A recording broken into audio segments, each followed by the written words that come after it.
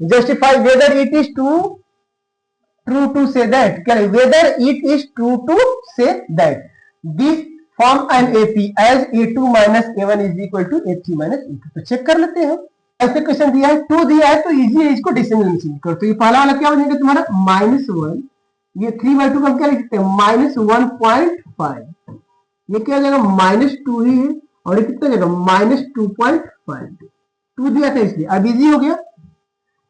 A2 minus A1 करोगे तो हमारा कितना जाएगा -1.5 -1, तो क्या हो जाएगा -1.5 -+1 तो कितना आ गया 0.5। इस तरह A3 माइनस A2 चेक करना है, ये 3 है और ये तो क्या हो जाएगा -2 -1.5, ये कितना हो गया -2 +1.5, और इसको सॉल्व करेंगे तो कितना आएगा -0.5। तो सही है, ठीक है, AP में फॉर्म कर रहा है। For the AP can be find directly A30 minus A20 without actually find A30 and A20, give reason for your answer. Yes, find कर सकते हैं। कैसे? देखो A30 दिया, तुमको ये फॉर्मूला पता है, मैंने बताया है, A + 29D बताया ना, एक कम इससे पीछे वाले एक्सरसाइज में, माइनस यहां पर कितना हो जाएगा A + 19D। तो अब देखो ये क्या बन गई, ये A + 29D minus A minus 19D, तो A से A कैंसिल हो गया, 29 माइनस 19 कितना हो गया 10D, और D की वैल्यू तुम्हारी यहां से निकाल आएगी डायरेक्ट, कितनी होगी देखो, ये -7 -3, तो कितना हो गया तुम्हारा -7 + 3 यानी कितना हो गया -4, डायरेक्ट यहां वैल्यू रख दो, 10 × -4 यानी कितना हो गया -40, तो डायरेक्ट हम इसको निकाल सकते हैं, ठीक है ना। मतलब ये है यहाँ पर एक फार्मूला, वो खुद ही बोल रहा है डेराइव करने के लिए कि जब भी ऐसे क्वेश्चन आए तो ए वाला टर्म हमको नहीं लेना है। कौन सा टर्म नहीं लेना है? ए वाला। क्या लेना है? यहाँ 29D हो गया और यहाँ 19D, तो मतलब कि इससे कम कर दो, इससे कम कर दो, ठीक है, दोनों में से एक है, क्या कर दो, कम कर दो, सीधा। ऑब्जेक्टिव में अगर आता है तो हमें उतना नहीं करने की जरूरत है, क्या करने की जरूरत है, ये बोल रहा है यहाँ 30 दिया है, यहाँ 19 दिया है, तो मैंने जैसे अभी इस फार्मूले में मैंने बताया था ना रखने के लिए, यहाँ पर ये इरेज हो गया था, ये 19, तो इस फार्मूले को यहाँ डेराइव कर दे रहा है। डेराइव कैसे किया वो भी मैं यहाँ बता दे रहा हूँ, ध्यान से देखना, एक चीज क्लियर हो जाएगा। जब तुमने डेराइव किया ये, तो डेरिवेशन में देखो क्या रहा है, ए यहां पर किया तो A + 29D minus A minus 19D, ये कट गया तुम्हारा, तो कितना आ गया 10D। तो यही बोल रहा है कि इसमें से कम कर दो, इसमें से या इसमें से डायरेक्ट कर दो तभी, लेकिन ये इस रूल से चलो बेटर रहेगा, ठीक है ना। तो 10D, D की वैल्यू यहां से आ जाएगा। तो जब भी ऐसा क्वेश्चन आए तो अगर जो रटने वाले स्टूडेंट है वो तो डायरेक्ट इसमें से इसको माइनस कर दो, जितना आएगा उसमें डी की वैल्यू रख दो, नहीं तो अगर थोड़ा कॉन्सेप्ट लगाना है तो कॉन्सेप्ट ये है कि इसके अकॉर्डिंग कर दो, A + 29D minus A minus 19D, तो क्या हो गया 10D।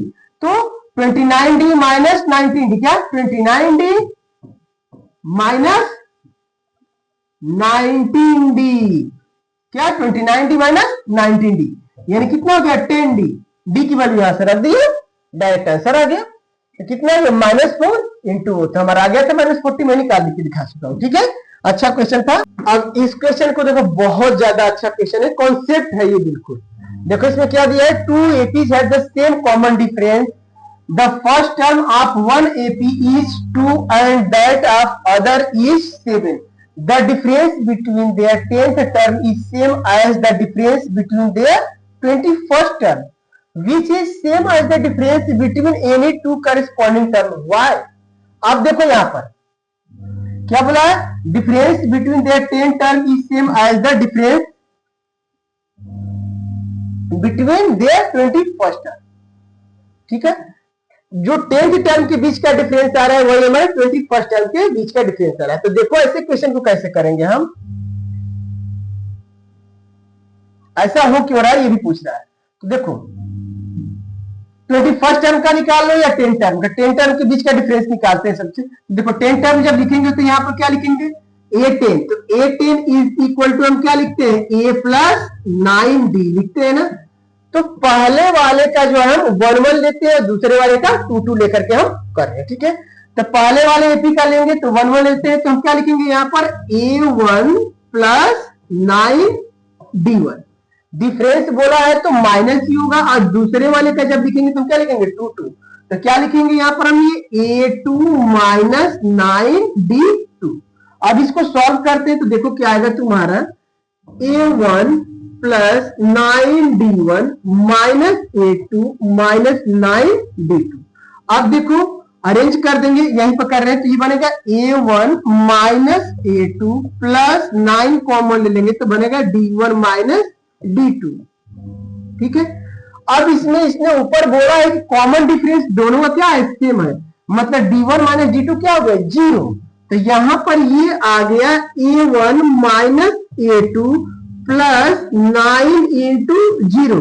तो मतलब ये क्या आ गया A1 माइनस A2, मतलब कि 10th टर्म के जो दो एपी है दोनों का डिफरेंस क्या आ रहा है A1 माइनस A2, मतलब डी पर तो डिपेंड ही नहीं कर रहा। जो डी पर डिपेंड नहीं करेगा तो हमारा क्या होगा, हमेशा सेम ही नंबर आएंगे।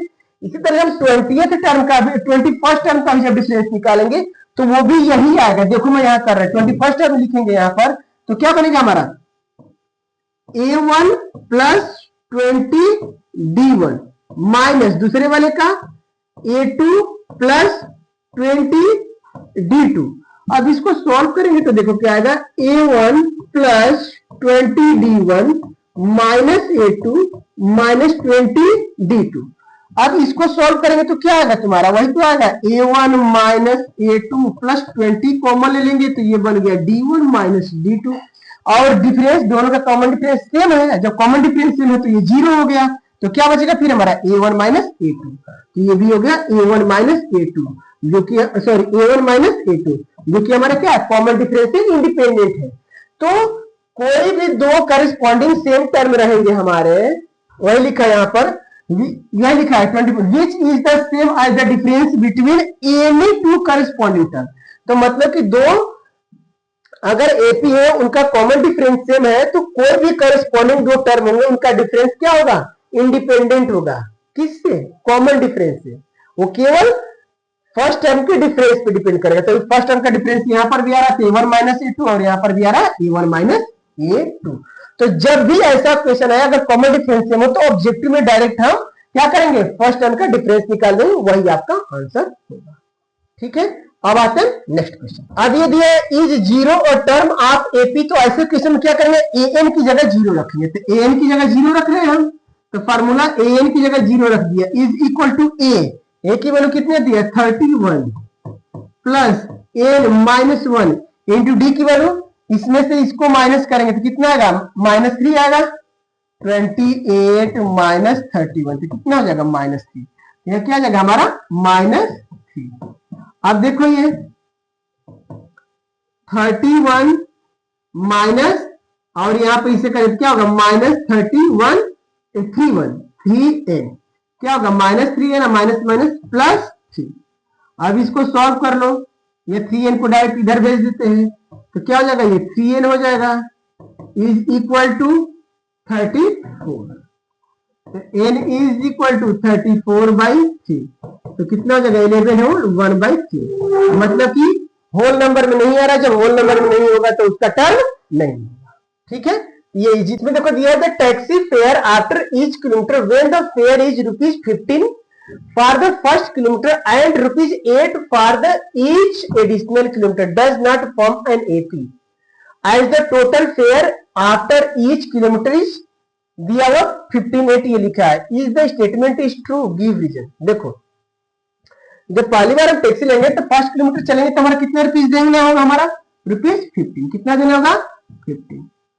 अब मान लो कि कोई स्टूडेंट जो है 1 किलोमीटर चला 15 दिया, कोई 2 किलोमीटर चला, ठीक है पहला स्टूडेंट है, दूसरा स्टूडेंट मानो कि 2 किलोमीटर चला तो कितना देगा वो 8 रुपीज देगा वो नहीं, पहले किलोमीटर के तो 15 हो गया, दूसरे किलोमीटर के लिए क्या हो गया 8, तो 15 प्लस 8 कितना देगा वो 23। अगर मान लो कि थर्ड स्टूडेंट है कोई और वो 3 किलोमीटर जा रहा है तो कितना देगा वो 18 देगा नहीं, कितना देगा ये 15 प्लस 8 प्लस 8 तो कितना देगा उसका हमारा 31। फोर्थ स्टूडेंट इस तरह से कितना देगा, फिर इसमें 8 ऐड करेंगे, कितना होगा 39। ठीक है, तो अगर 1 किलोमीटर चल रहा है तब तो ये देंगे, अगर एडिशनल 1 किलोमीटर और चल रहा है तो ये देंगे, उसके बाद अगर और चल रहा है 1 किलोमीटर तो ये, फिर और 1 किलोमीटर चल रहा है तो ये, तो हमारा क्या होगा, ये हमारा गलत है, ये हमारा एपी का फॉर्म होगा। ठीक है ना, और ये एपी में है, ये स्टेटमेंट गलत है। ठीक है, ये एपी में है आपका। ठीक है, इसमें से इसको माइनस करेंगे तो भी 8 होगा, इसमें से इसको माइनस करेंगे तो भी 8 होगा, इसमें से इसको माइनस करेंगे तो भी 8, क्योंकि एडिशनली मैंने ऐड किया है ना, तो वही आएगा। तो ये हमारा एपी में